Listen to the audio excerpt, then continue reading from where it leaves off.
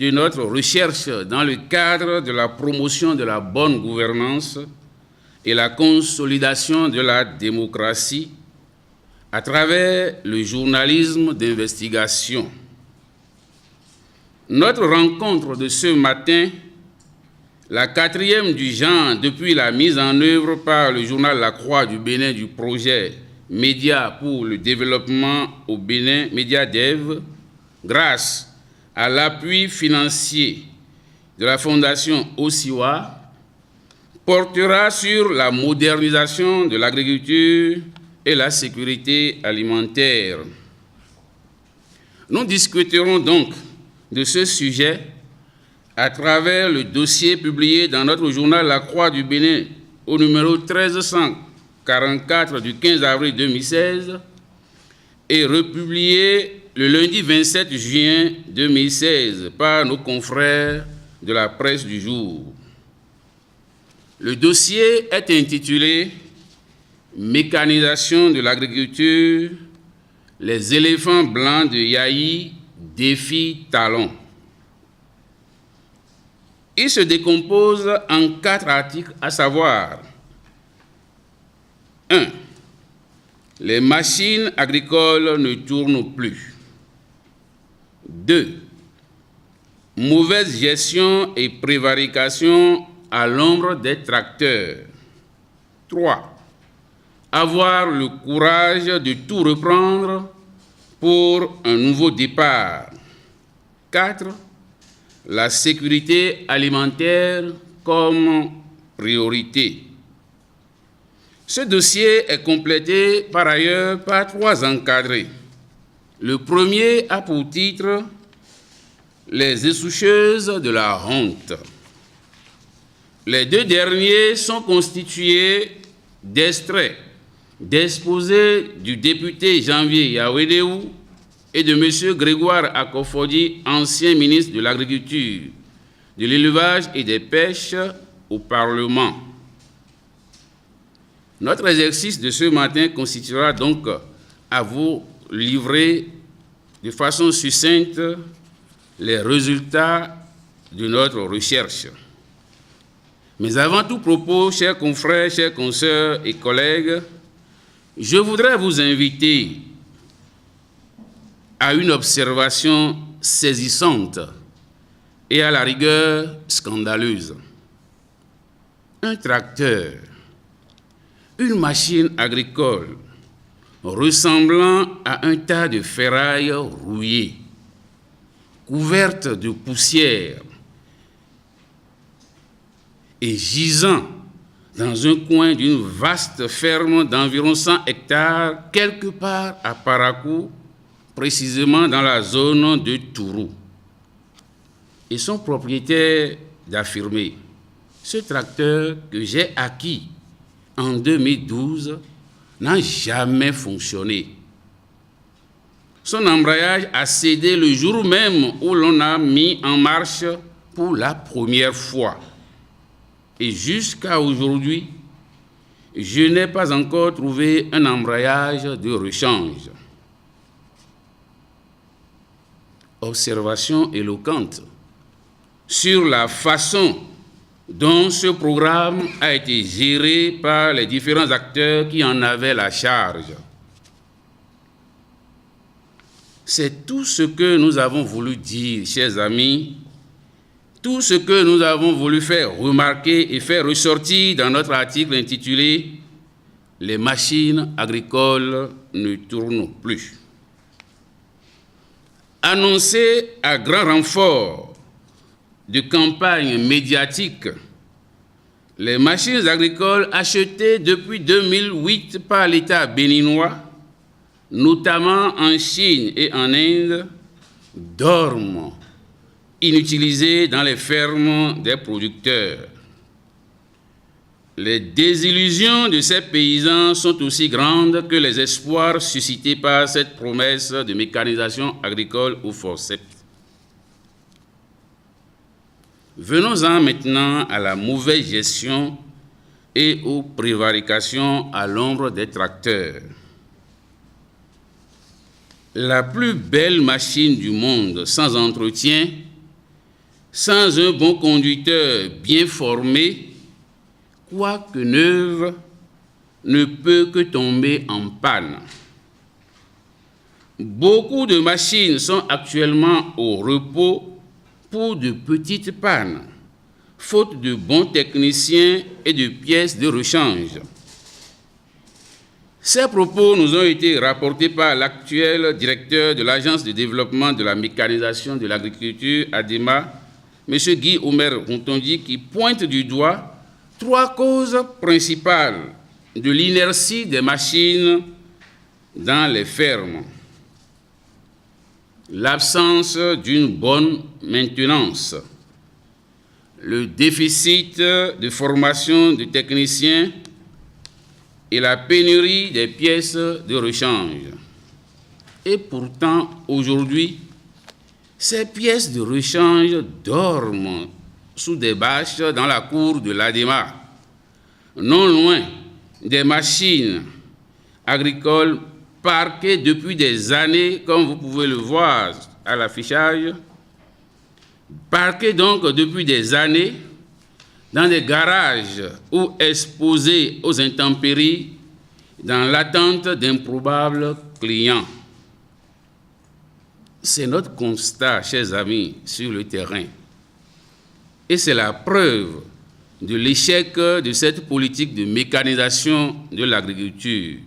C'est aussi la preuve d'une gestion des plus catastrophiques du projet Machines agricoles par l'État. Notre 3e article a pour titre « Avoir le courage de tout reprendre pour un nouveau départ ».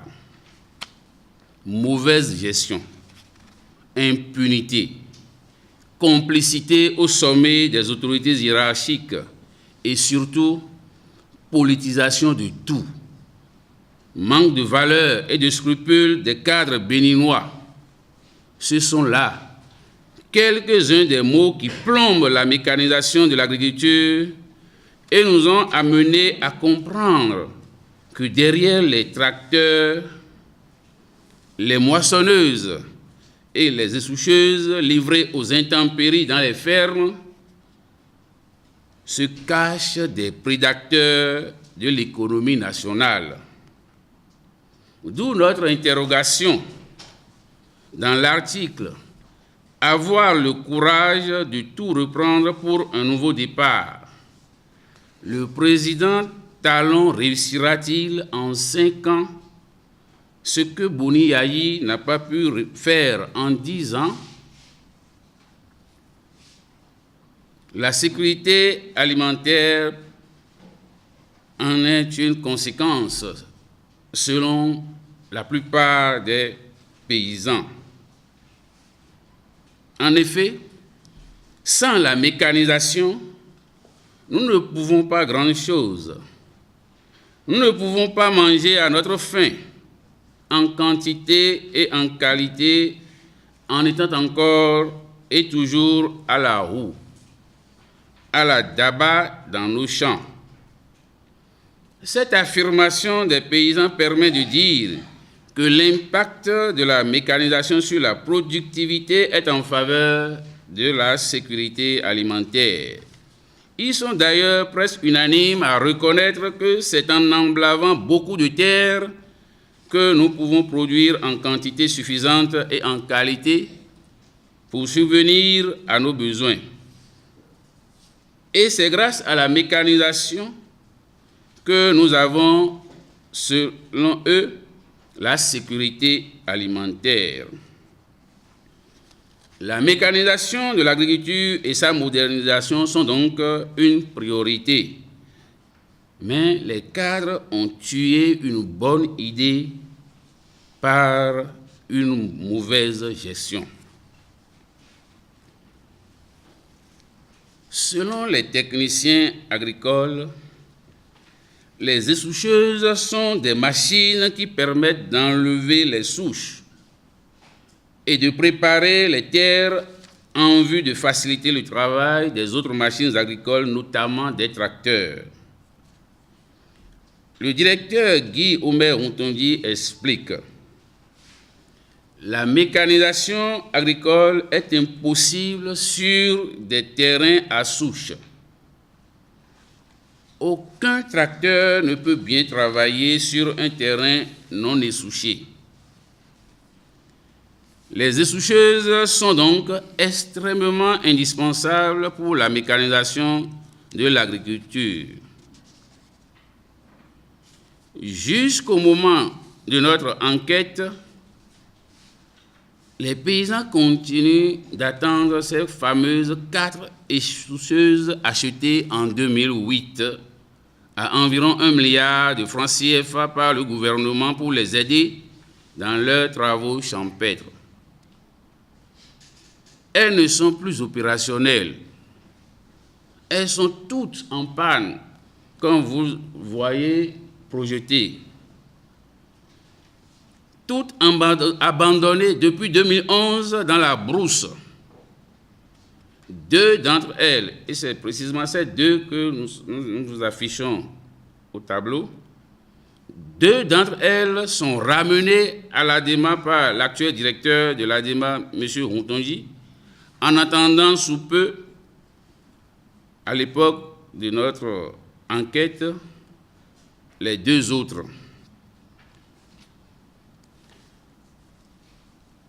Par rapport aux encadrés, les 2 derniers du dossier, c'est-à-dire les 2 derniers encadrés du dossier, permettent de mettre en lumière les scandales qui ont émaillé ce dossier machine agricole, objet de nos préoccupations de ce matin. Les 2 protagonistes, alors opposants et mouvanciers du pouvoir Yahi, nous ont permis de savoir qu'au-delà de l'accusation du gouvernement d'avoir fait du faux sur toute la ligne et ses dénégations, que ce dossier machine agricole semble n'avoir été qu'un marché de dupes qui révèle au grand jour les pratiques peu orthodoxes ayant caractérisé à une certaine époque la gestion de l'ADEMA. Surfacturation, achat de machines de qualité douteuse, délit d'initié, c'est-à-dire création opportuniste de sociétés par les responsables du programme et leurs proches pour bénéficier des marchés, passation de marchés de gré à gré en violation des dispositions du Code des marchés publics, etc., etc. Tout ceci, chers amis, pour nous dire qu'en définitive, notre pays, le Bénin, n'a pas un problème de tests ni de loi. Les tests, en effet, existent. Les lois existent. Les compétences également. Mais le cadre béninois, le spécialiste béninois, l'expert béninois ou le consultant béninois se réfère-t-il encore à des valeurs?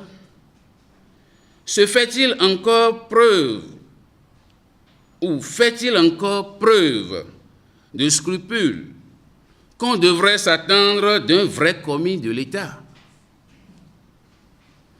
C'est la grande question. C'est le vrai souci de cette investigation sur la mécanisation de l'agriculture qui nous a poussé à titrer en manchette du dossier que les éléphants blancs de Yahi défient Talon.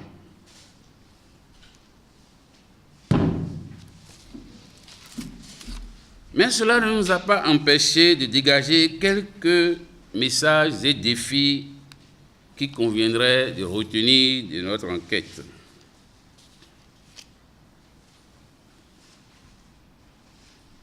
En termes de messages, nous disons en premier lieu que les machines agricoles ne sont en définitive que des milliards de nos francs gaspillés et convertis en ferraille.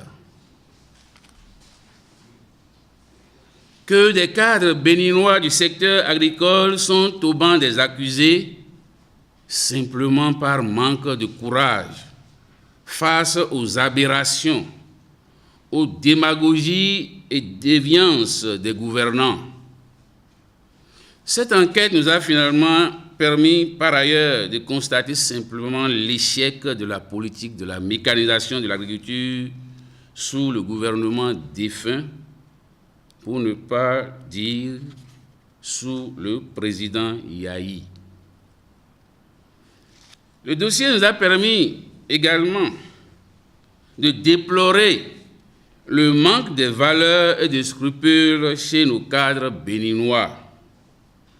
Nous avons pu constater, et c'est un autre message, nous avons pu constater sur le terrain des machines agricoles en état piteux, la mauvaise gestion et la prévarication.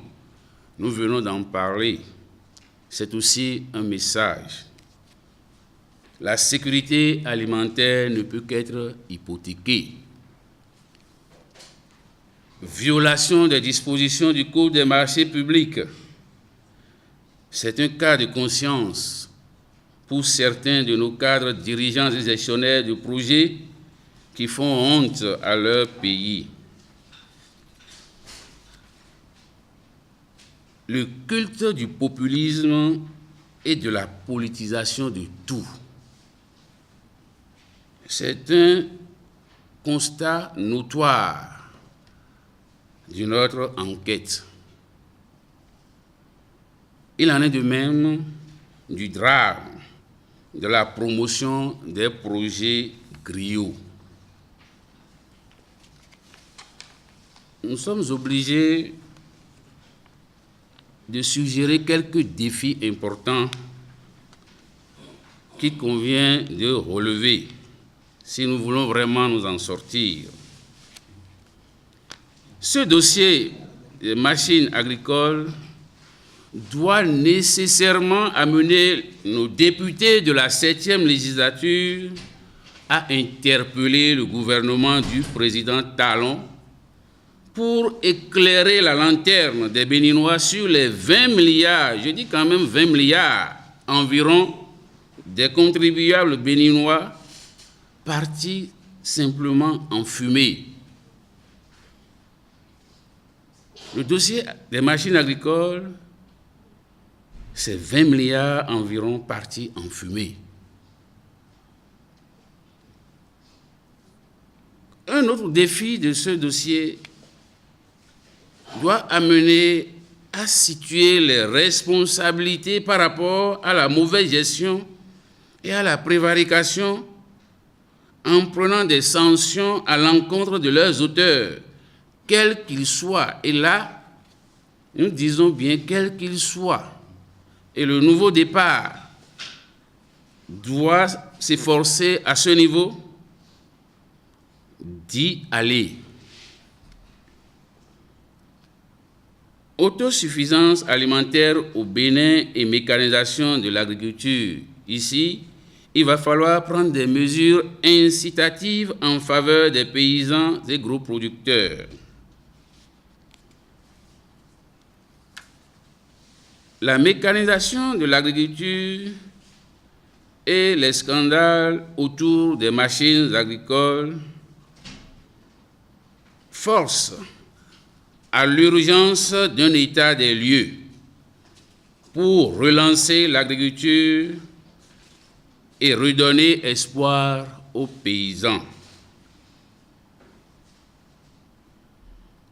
Cet échec relevé tout à l'heure, cet échec donc de la mécanisation de l'agriculture sous le président Yahi doit amener son successeur à tirer les conséquences et mettre en place des réformes hardies salutaires. Il faut donc revoir les structures et agences gérant des projets du secteur agricole